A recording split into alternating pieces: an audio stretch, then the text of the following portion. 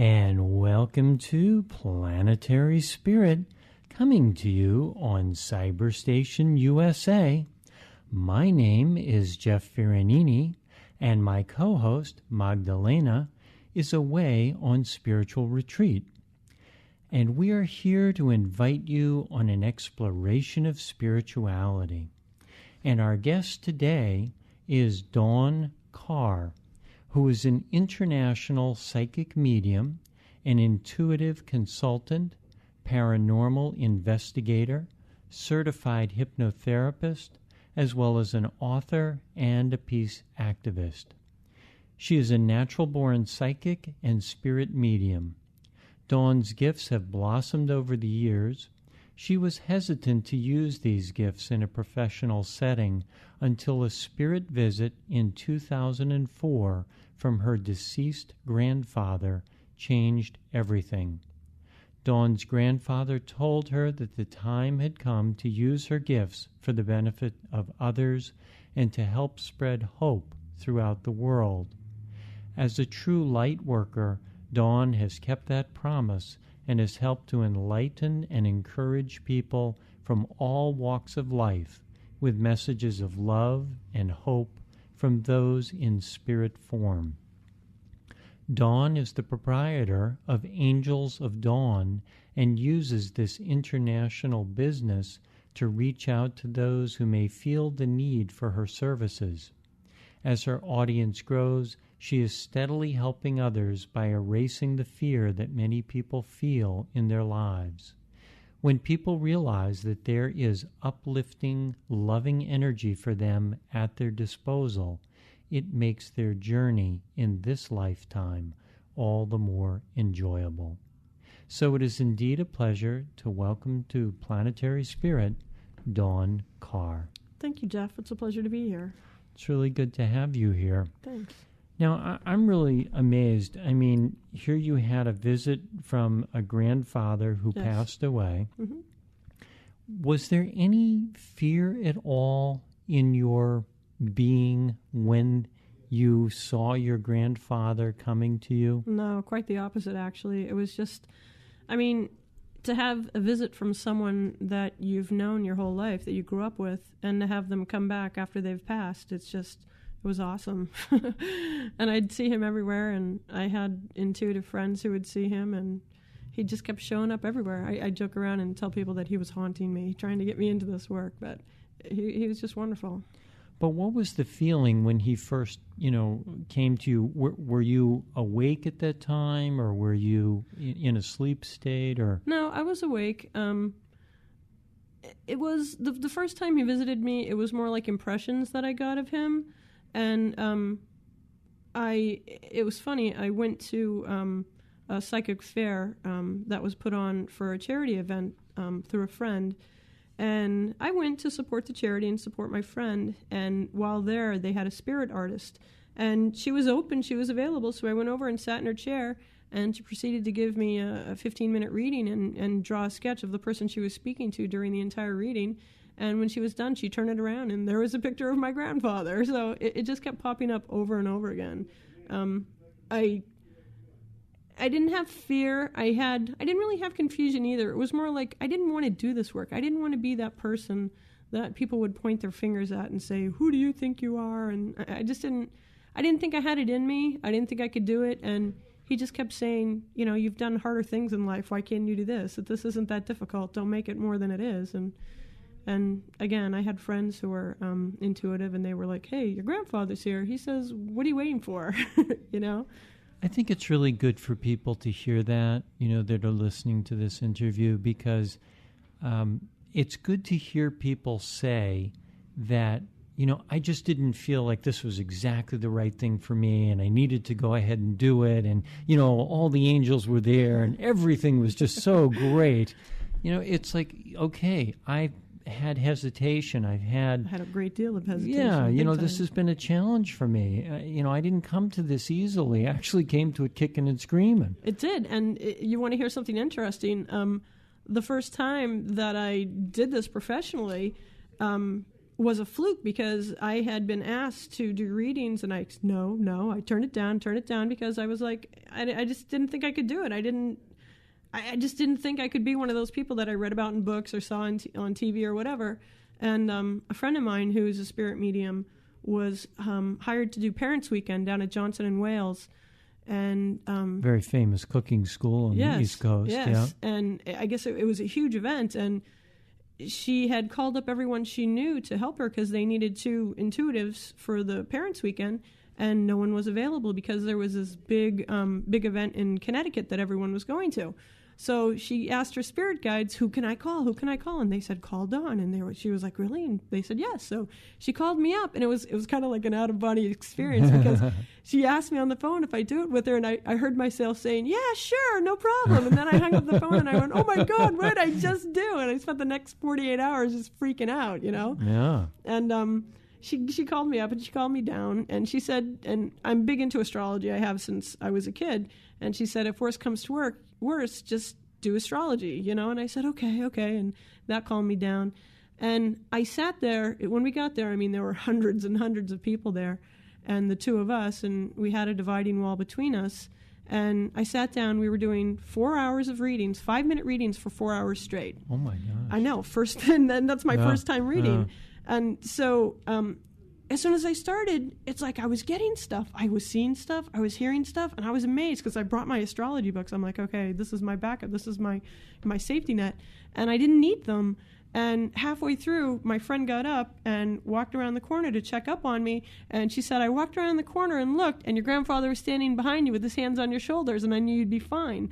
And that 4 hours went by like nothing. And at the end, I was psyched. I was like, oh my God, I can't believe I did that. That was awesome. And all the whole drive home, I was psyched. And then my grandfather appeared in the car with me on the way home, and it was just like, thank you so much. That was awesome.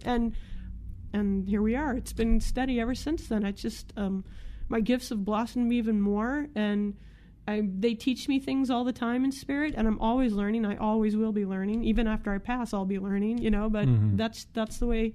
And this is the interesting part.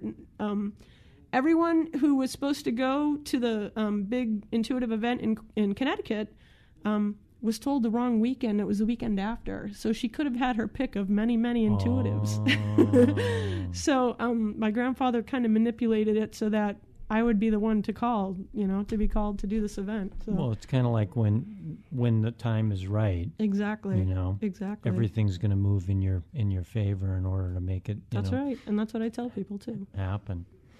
But when you were a child, did you have any inklings at all? Did you have any kind of glimmers that there was something else beyond what you were, most of your playmates were seeing? Or well, what it was when I was a kid is I just thought I was really lucky. Everybody always called me lucky because if I didn't study for a test, the teacher was absent. If I didn't do this, it's like almost like I knew on some level that I could either get away with something or I wouldn't have to do something. And now I look back and realize that it was intuition, the fact that everybody thought I was lucky. I did see spirits on some levels when I was a child. I remember seeing this ghost walking down the street in front of my house when I was a kid. And I don't usually call spirits ghosts, but for lack of a better term, that's what she was. She was a woman in flowing white robes. And I grew up in the country up in Maine. And I just woke up in the middle of the night and looked out my window, and I saw like a light, this light way down my street. And I watched and I looked, and she was just like 2 or 3 feet above the street, and she just floated and drifted down the street. And I kind of ducked down on my windowsill because I didn't want her to see me, and I watched her drift past my house, and I watched her go all the way down the street. And I was just like, that just blew me away. I was like, oh my God, I can't believe I saw that. Now, how old were you? I was probably about 10 or 11 at that time.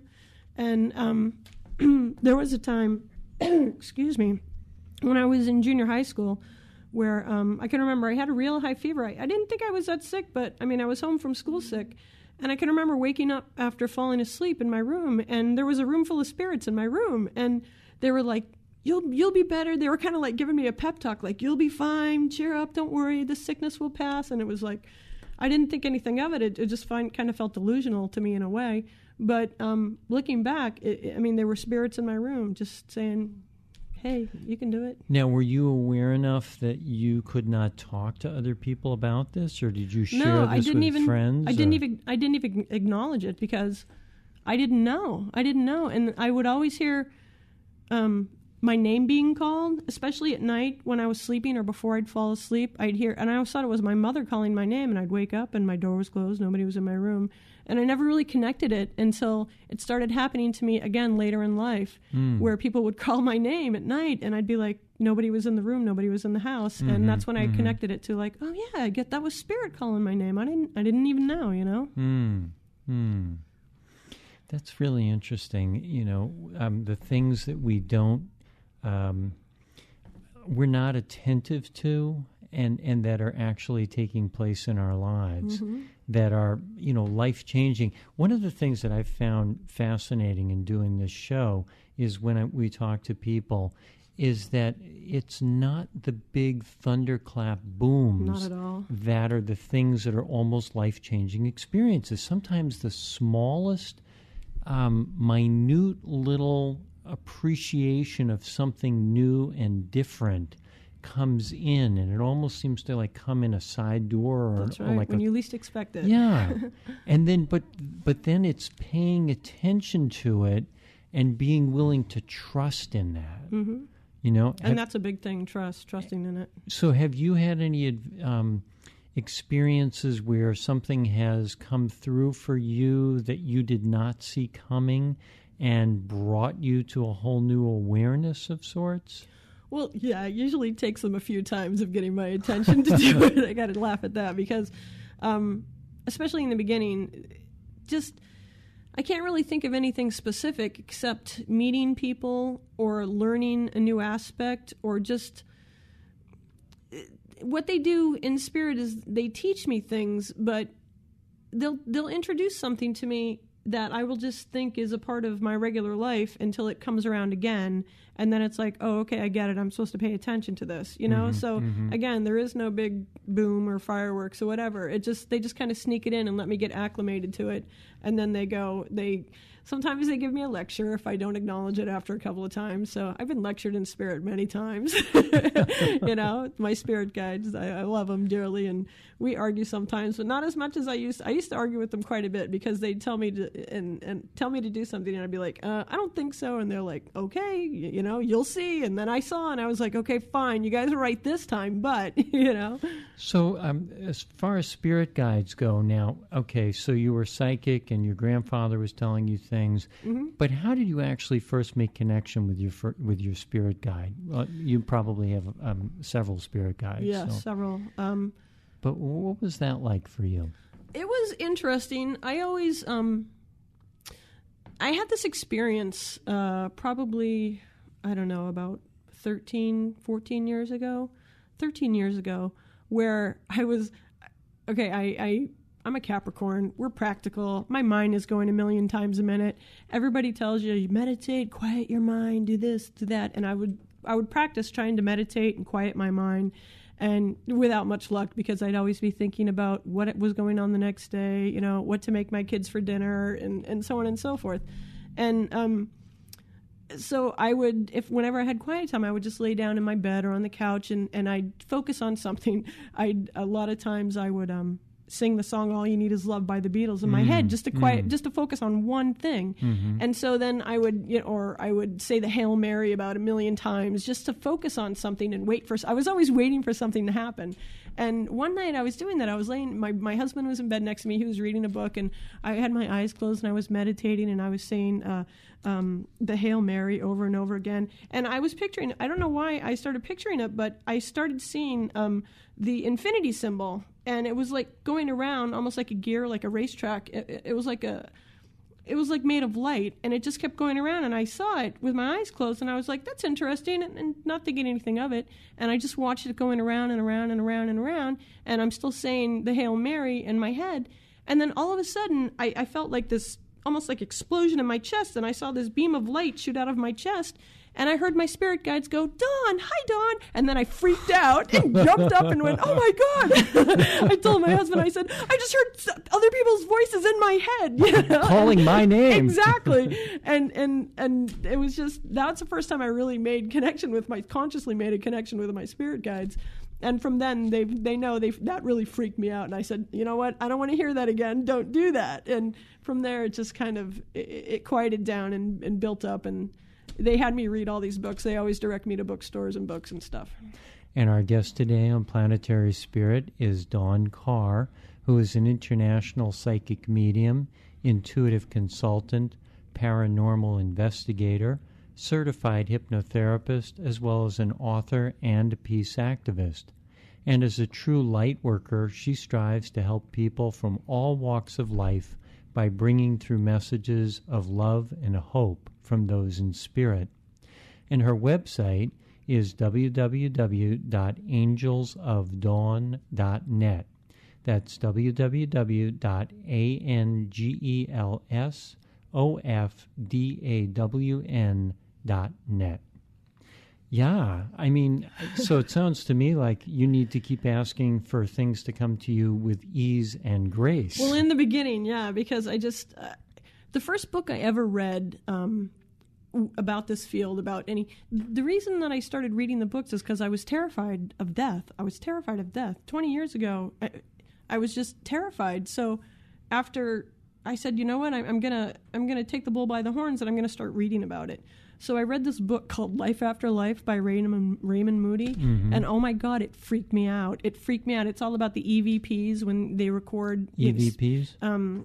Electromagnetic voice something. It's when they record static and listen to the spirit messages and the static and stuff. Okay. And it freaked me out because it gave me the impression that I was surrounded by spirits all the time, and they were always with me, watching me and doing this and doing that. And I think I slept with the light on for a couple. And I was an adult. I was a mother at that time. I had children, and it just freaked me out. So I was kind of wary about letting certain spiritual or metaphysical things into my life because of that situation. Wow, that's so refreshing to hear a psychic. Oh yeah, I don't take anything for granted.